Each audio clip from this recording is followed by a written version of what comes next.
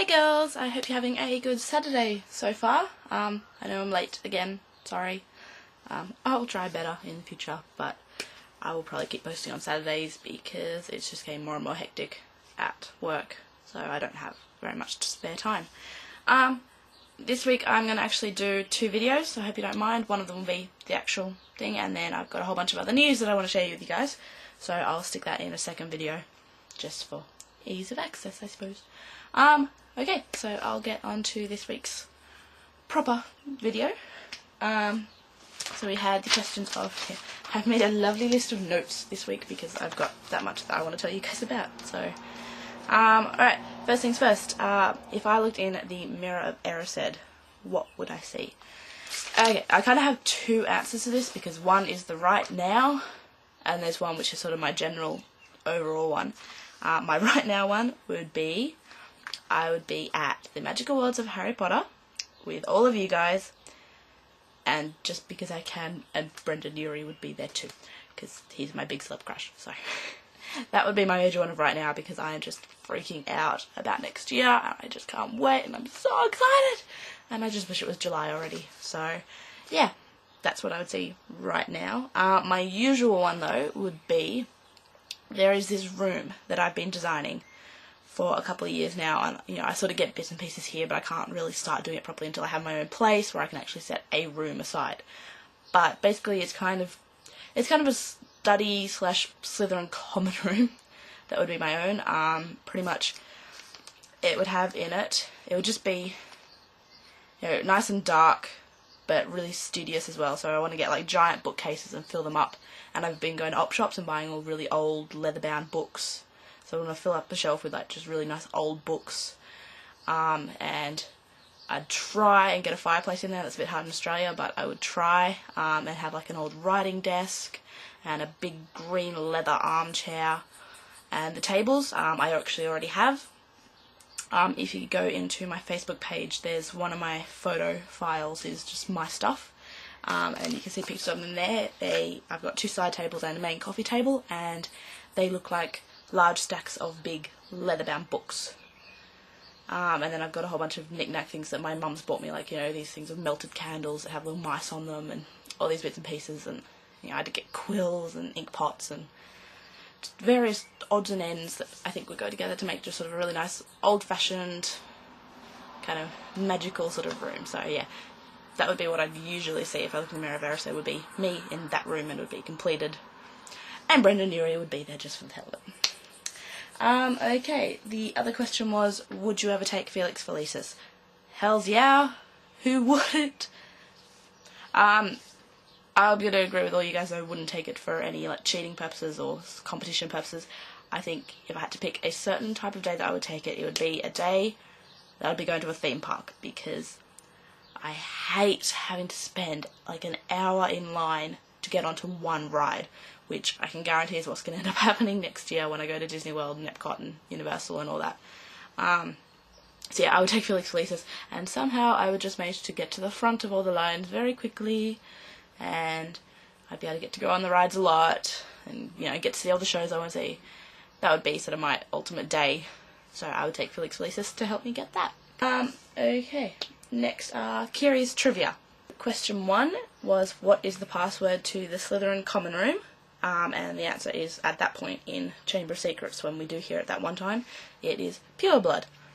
So, yeah, Slytherins, we're not very nice sometimes, are we? But, oh well. Second question was, Hogwarts has how many staircases? And the answer is 142, of which I sincerely hope there are at least that many in the castle at the Magical Worlds of Harry Potter, because that would just be awesome.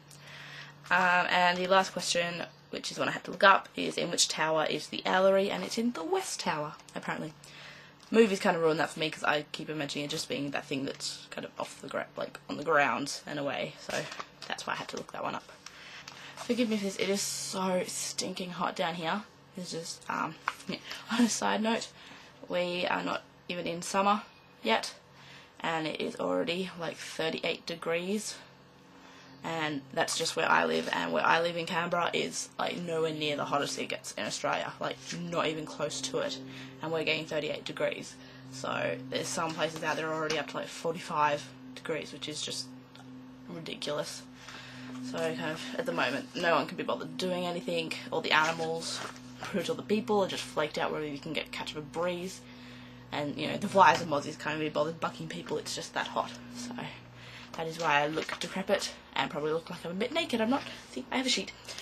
But it's just too hot for actual clothes unless you actually have to wear them, so yeah. Alright, so now I will move on to my Aussie lesson for this week, slash last week, because I didn't really do last week's justice. Last week I was going to tell you about Remembrance Day, which I'm actually fairly sure most countries have some form of Remembrance Day. What it is Remembrance Day was originally started out as it was called Armistice Day, something along those lines. It was the anniversary each year of the day that the armistice, which was the sort of the ceasefire, the peace, was declared, and the paperwork was signed at the end of World War One. And then after World War Two, the name actually got changed to Remembrance Day, and it became just a time every year where people stop and we remember everyone and anyone who's died fighting for our country in war or warlike scenarios. And yeah, so at the 11th hour of the 11th day of the 11th month, we stop and we have a minute silence to remember and commemorate those people who gave their lives to help keep us free. The other part of Remembrance Day is the poppy, which we all wear as, you know, the outward symbol that we're acknowledging the day. The poppies are actually Flanders poppies. Flanders Field was pretty much where one of the massive battles of World War One occurred, and a lot of people died there. So that's kind of, you know, that's become sort of the symbol of Remembrance Day, is that poppy, because that's sort of the biggest event that we sort of remember. And I would actually like to read you guys one of the poems. There are a lot of poems surrounding Remembrance Day and Flanders Fields alike, so I'd just like to read you one of them because it's really a quite, you know, nice is the wrong word, but it sort of gives you an idea of the feeling that goes along with it. So this poem is called In Flanders Fields. In Flanders Fields the poppies blow, between the crosses row on row that mark our place, and in the sky the larks still bravely singing fly, scarce heard amid the guns below. We are the dead. Short days ago we lived, felt dawn and saw sunset glow, loved and were loved, and now we lie in Flanders Fields. Take up our quarrel with the foe, to you from failing hands we throw the torch. Be yours to hold it high. If ye break faith with us who die, we shall not sleep, though poppies grow in Flanders Fields. And that was written by Lieutenant Colonel John McCrae, who was actually at the battle. So yeah, that's a bit of a downer. So my Aussie lesson for this week is going to be kind of fun. Yay! Sort of lift the mood a bit. This week I'm going to tell you about Movember.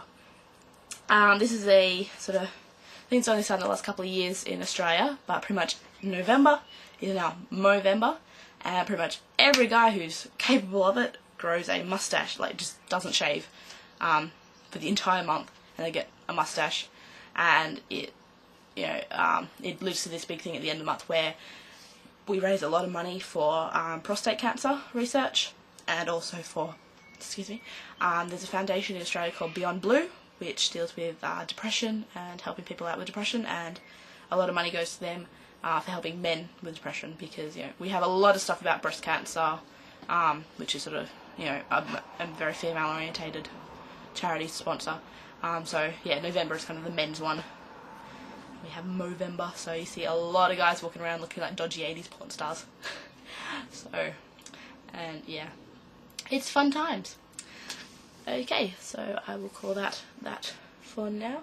Oh, Heather, kudos on the awesome slitheriness of your outfit. It was all green. I've taken to doing that as well, where I find I just somehow managed to wear a bit of green in every outfit. So yeah, good work on having so much green in one outfit.